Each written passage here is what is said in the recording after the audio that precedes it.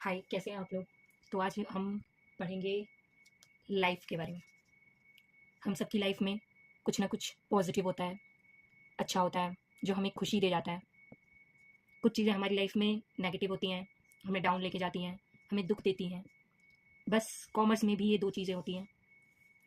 एक होती है हमारी असेट और एक होती है हमारी लाइबिलिटी। जो हमें खुशी दे जाए एसेट, जो हमें दुख दे जाए लाइबिलिटी। असेट जो है, अब खुशी तो ऐसी चीज़ है जो कि आप नाप नहीं सकते, लेकिन असेट ऐसी चीज़ है जिसे आप मॉनेटरी टर्म्स में नाप सकते हैं। मतलब आप कितने पैसे हैं, अमाउंट, ये आप नाप सकते हैं एसेट को।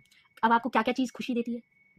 कैश आता है तो खुशी मिलती है, मशीन आती है तो खुशी मिलती है, स्टॉक, स्टॉक क्या होता है, बेचने के लिए रखा हुआ है आपने स्टॉक।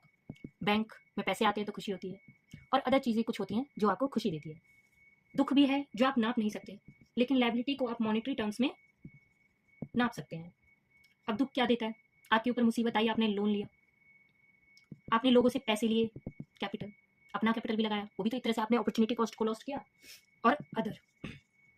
ये सारी चीज़ें आपकी क्या हैं, ये सारी चीज़ें आपकी ऑब्लिगेशन है जो आपको फ्यूचर में देनी है। ये आपकी लाइफ का दुख है, ये आपका क्या है, ये आपके रिसोर्सेज हैं, रिसोर्सेज हैं ये आपके,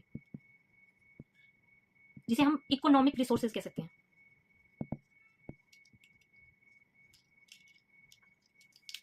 अब तक जितना हमने पढ़ा उससे हमें समझ में आया कि हमारी जो बैलेंस शीट है उसमें है असेट और है लायबिलिटी।